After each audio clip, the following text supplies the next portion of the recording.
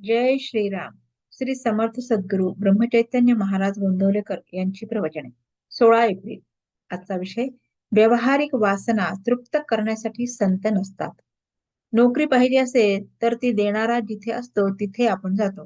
त्याप्रमाणे भगवंताची भेट घ्यायची असेल तर संत जिथे राहतात तिथे आपण जावे. परमेश्वराचे स्वरूप ओळखण्यासाठी संतांकडे जाणेच जरूर आहे.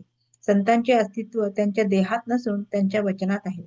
संतांजवळ निर्विषय चित्त असते. रात्री सर्वजण झोपल्यावर शिपाई जसे गस्त घालतात तसे साधू संत आमच्या गैरसावधानेत जागृत असतात. आपण झोपी गेलो असताना ते आपली वृत्ती तपासतात.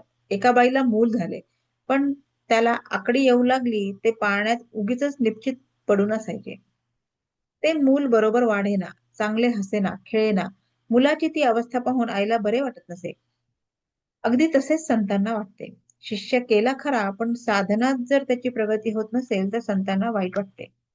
शिष्याची प्रगती होत असेल तर संत स्वतःच्या प्रेमापोटीच शिष्याला सजवील आणि त्याचे कौतुक करेल.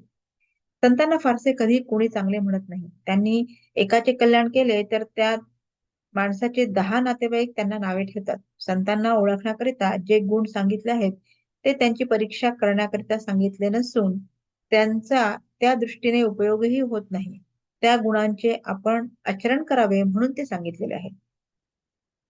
संतांजवळ राहणाऱ्या लोकांना 3 तोटे आणि 3 फायदे असतात. त्यापैकी तोटे असे की 1. वेदांत बोलायला तेवढा उत्तम येतो. 2. संतांजवळ राहिल्याने उगीच मान मिळतो. आणि 3. ते म्हणजे संत सर्व पाहून घेतील या खोट्या भावनेने हा वाटेल तसे वागतो. आता फायदे पाहू.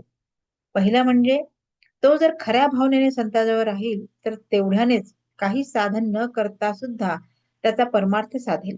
दुसरा, त्याला मान मिळेल, पण तो स्वतः मानाच्या अपेक्षेच्या पलीकडे राहील. आणि तिसरा, वेदांत त्याला बोलायला आला नाही तरी त्याच्या आचरणात येईल. म्हणून संतांजवळ राहणाऱ्याने ते सांगतील तसे वागावे, मानाची अपेक्षा करू नये आणि फारसा वेदांत बोलू नये. तोंडापर्यंत आले तरी दाबून टाकावे. संतांची आज्ञा प्रमाण मानणे हे प्रचिती येण्याचे साधन आहे. व्यावहारिक वासना तृप्त करण्यासाठी संत नसतात हे ओळखून आपण त्यांची संगत करावी. तेल आणि बाद असल्यावर दिवा लावायला जसा वेळ लागत नाही, त्याचप्रमाणे आपली भूमिका थोडी तयार असल्यावर सत्संगतीचा परिणाम व्हायला वेळ लागत नाही. बोधवाक्य: संतांना ओळखण्यासाठी अनुसंधानाशिवाय दुसरे साधन नाही. जय श्रीराम.